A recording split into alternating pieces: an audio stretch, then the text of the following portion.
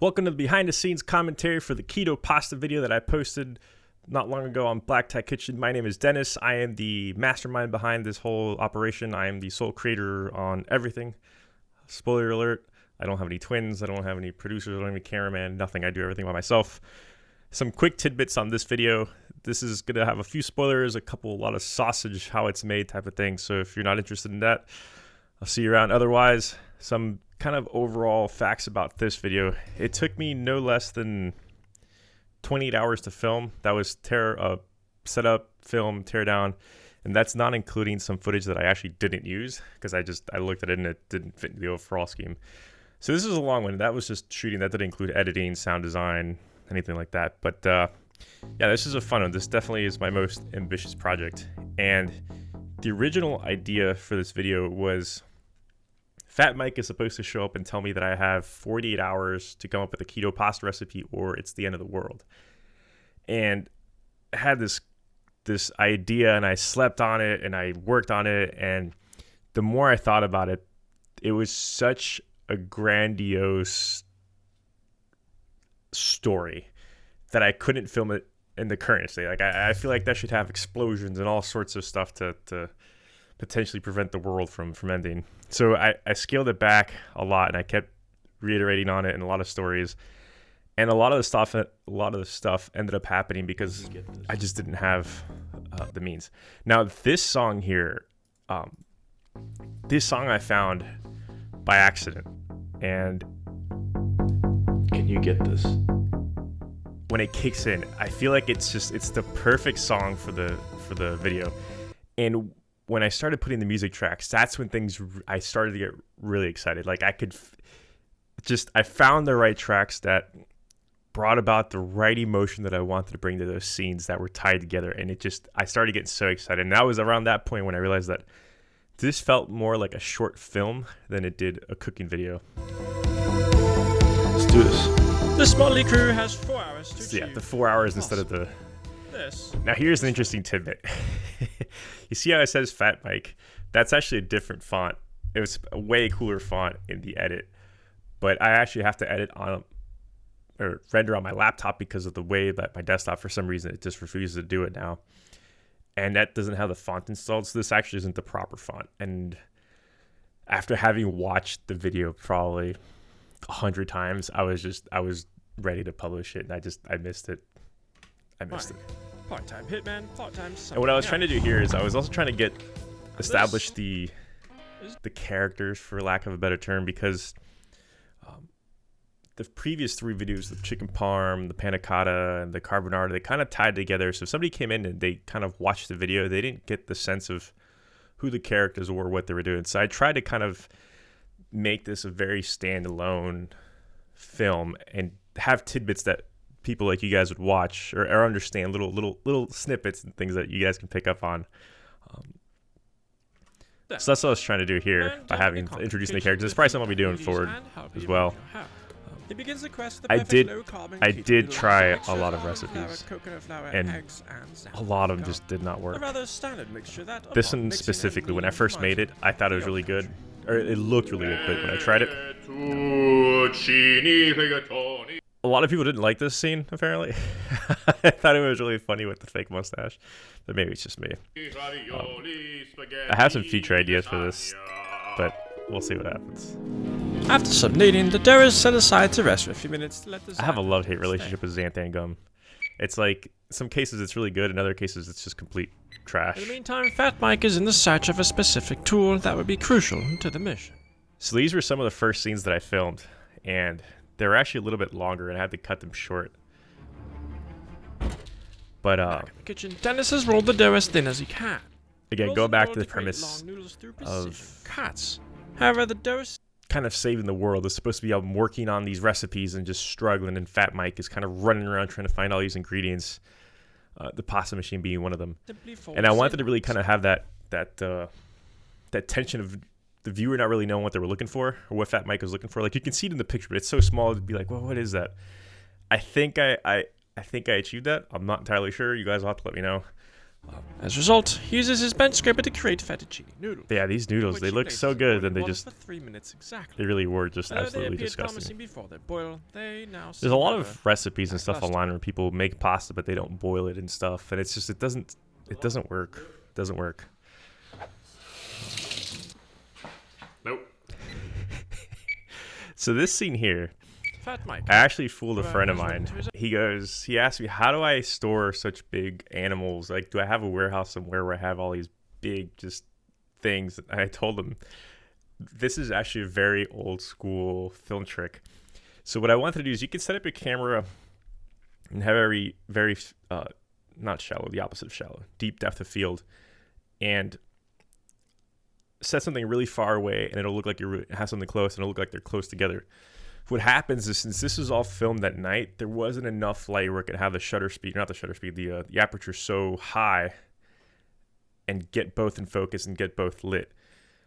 So I had no idea what to do. And I had this crazy idea of taking a Batmobile, and I strapped my tack light on top of it, just duct taped it, and just rolled this around on the sidewalk. And I used Bessie, which is a little tiny cow. You can probably see her in the back.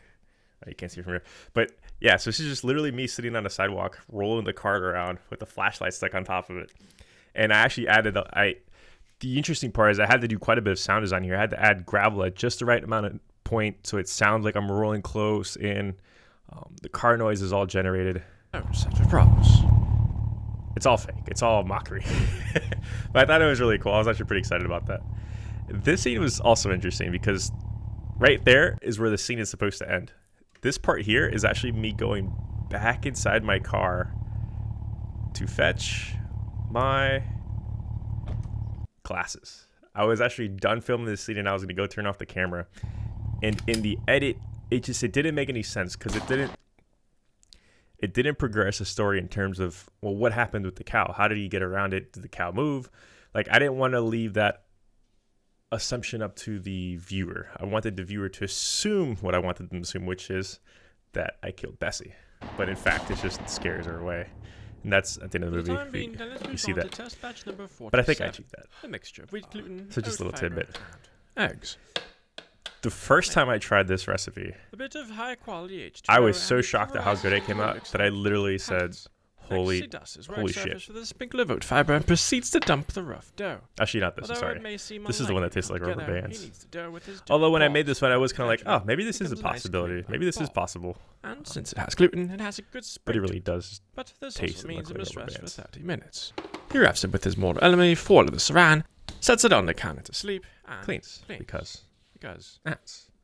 I say it all the time. If you do.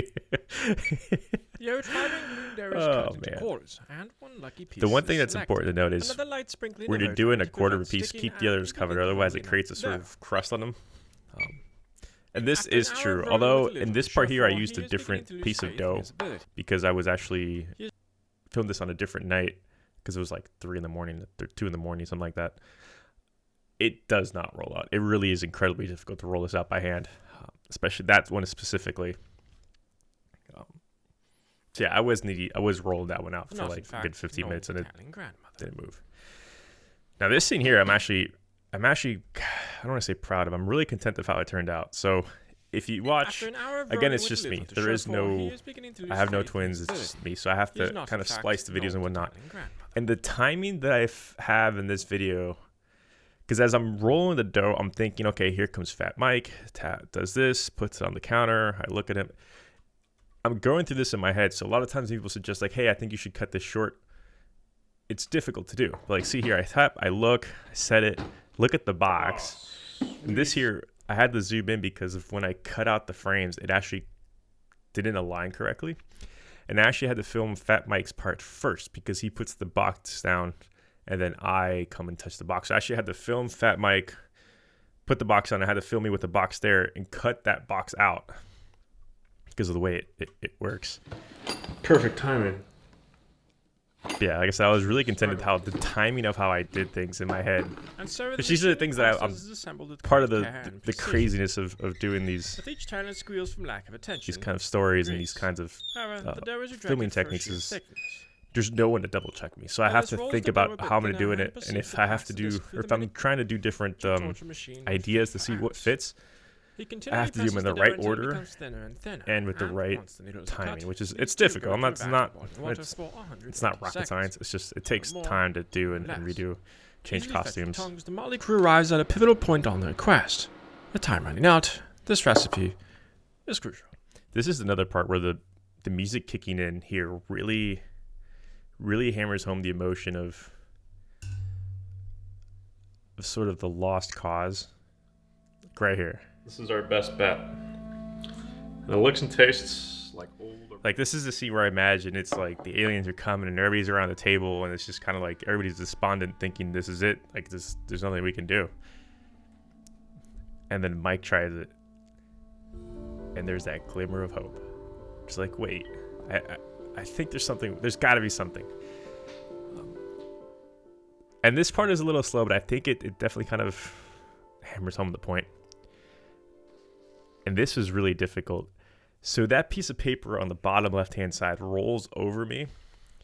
And I had to cut out the paper from me for every single frame. It took about an hour and a half. You can see a slight little imperfections because it took me an hour and a half, 2 hours to do. Here as well. So you can kind of see a little bit of a flickering and cut it out going through my arm. But this is supposed to be part of the original, this paper is supposed to be part of the original grand scheme that I'm trying all these different things. In fact, Mike is running around trying to find things. But I purposely hit it to keep the audience to a certain point on edge. Like, what's on this paper? What are they looking for? Even though we kind of showed it, it didn't show all the work, but not now. And this part here is supposed to... So this part, Fat Mike is supposed to go and try and find lupin flower in the stores. But I went to a bunch of stores and nobody had lupin flower. So this is a part of the script where I had to rewrite. And this part right here, see if it looks familiar. That's actually from when I put the pasta machine into the trunk. It's the exact same clip, but reversed, and you don't get to see the pasta machine. I needed to kind of tie together like where he went and what he did for this next scene where he brings the lupin flower back. And that was just complete accident. That was just me sitting there going, what do I do? How do I do this? It's just one of those little tricks I've learned over a long time. How'd you manage to get lupin flower? So when I shot this scene, I obviously was switching back and forth in terms of costumes and stuff. Or not back, but yeah. So, and I went into the bathroom to do a costume check. One thing you'll notice a lot of times is I'll have the mustache in one and not in the other because I just forget. But you can see his collar screwed up. And I didn't notice until after when I was checking the footage. And I filmed it again, but I had already moved the camera, so it didn't look good at all. So I said, let it go with that. And you don't notice. I mean, it's so subtle. Like peanuts, almonds, and legumes, are you? But I was so mad when I looked and I go, damn it. Let's cook. And so the final attempt. Here's another part where the music kind of goes, okay, kicks in, different part of the story. Short story, it does work. I actually just unplugged it. The premise here was to be able to show that you can do it without a food processor. Food processor makes it incredibly easier, but it also kind of takes out the cathartic process of it, to be honest with you. I actually prefer doing it this way, because it's kind of like this mess, and it just seems like it's never going to work, and all of a sudden it comes together. Kind of like these films. It's just like, oh, it's just a mess of footage and ideas, and then... But yeah, so I spent a long time filming this, and then I also storyboard, rewrite scripts. It appears like an absolute sticky mess. It eventually I'm thinking of doing a lot more kind of like behind the scenes raw footage of me filming and stuff. Let me know if that's something that would interest you, or if even these interest you or they don't. Let me know down below. The funny part about showing these instructions is a lot of people that I screened this with, like the rough screens, I asked them, so do you know how to make the pasta at the end? And they say no, which is funny because I literally list out all the steps and everything. But I think in that regard, I achieved what I was trying to do in terms of creating a story. The clay ball is covered with plastic wrap and set to rest I thought that was interesting. on the counter for what is an agonizingly long 30 minutes. This is another part nobody liked, the slow time. I did purposely slow down the beeps that are supposed to happen every second, and that's supposed to kind of signal how long it feels. I don't know if that succeeded or not, but that was the intention. I know somebody asked if there was no sound here on purpose, or if there was no sound at all, and there is sound. It kind of almost turns into ASMR, and my mom was the one that pointed out. She goes, I like the fact that you didn't add sound to make it more tense. I was like, that's exactly what I was aiming for. So I hope that came across. If it didn't, then either my mom's been watching a lot of film stuff or we think alike. So I was saying before, the first time I did this, I was so surprised at how well it worked. But it's very easy to screw up, like this part here where you roll it over on itself. And the first couple times you do it, it will be difficult. Unless you've rolled pasta before, then you're kind of used to it. But it's a much drier dough. You can't, if it's a moisture dough, it tends to stick a lot, and it doesn't work the same. At least I haven't been able to roll it out as a more moist dough.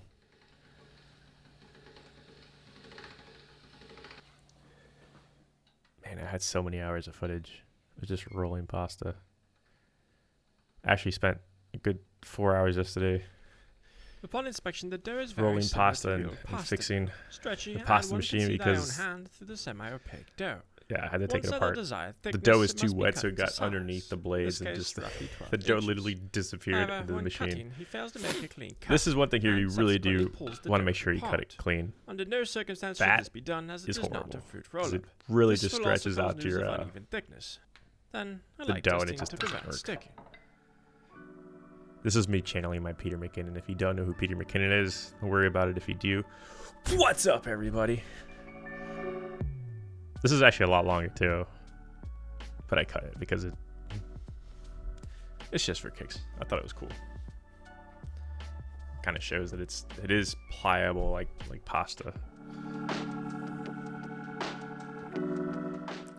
And these rollers, so I've rolling through a lot of pasta yesterday. I realized that the doughs that are much drier cut clean.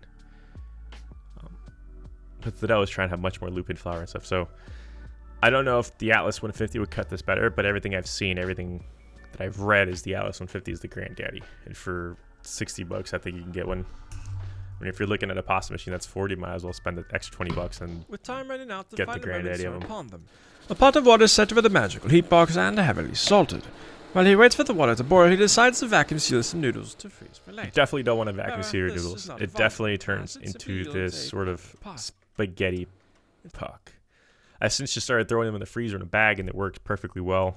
They usually extends the cooking time about 30 seconds, a minute, depends. But Decided to definitely place don't the noodles vacuum in the seal it. bag. I really thought it would work. It didn't. The noodles are chosen and loaded into the water to meet their final destiny. They are cooked for 3 minutes exactly to achieve the perfect al dente consistency. Name that sound. So I think I achieved this here and creating that tension of what's happening. Time's up. Why is it dark? Why is the door opening? Who's walking?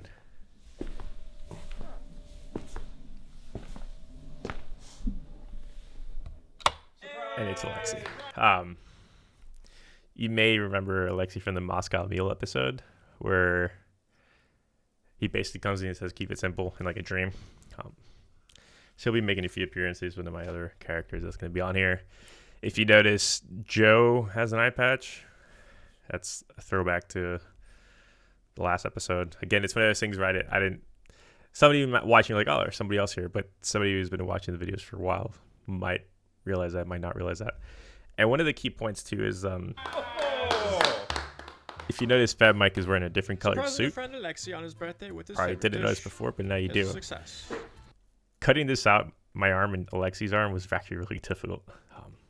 Yeah, going back to Fat Mike having a different colored suit. Low carb and keto friendly. That kind of goes into his storyline. Low carb. I have a lot of ideas for fleshing out his storyline. Some of them include videos, some of them don't. Delicious. And that kind of plays into this next scene. Where's Mike? Where is Mike? A lot of people have suggested that Fat Mike is an alien. not quite. But he does have the lupin flower in a bag of something else in there. So I'll leave it at that. So this actually here was the first thing that I filmed. It was 10:30 at night on a Saturday. I had been contemplating the storyline for a long time. I had most of the script worked out, but I just couldn't figure out some things. And I said, well, I need to start somewhere. I said, let me just go film the cow. So I dressed in all black, wore black clothes, went out into the yard. You can see the weeds there on the bottom right. It's a different story. But yeah, so I just grabbed my the same flashlight I put on the Batmobile, flashed it at the camera, added a bunch of noises, and I looked like a freak out there. I look like one of those influencers in the wild with a bunch of lights and stuff. Because even though it looks like it's pitch black, I actually had quite a few lights out there. And same thing with when I was filming the car scene with Fat Mike. Mounted the lights, the cameras, people were walking their dogs, looking at me, wearing glasses, a suit and stuff. It's like, what is going on here? This guy's trying to be some vlogger influencer. But yeah, so this scene is basically just to show that Bessie's still alive. Let me know what you think. If you want to see more raw behind the scenes type footage, it's definitely an idea that I'm entertaining. If you're still watching, I appreciate you. You probably like how the sausage is made. Let me know down below, and until next time, eat well.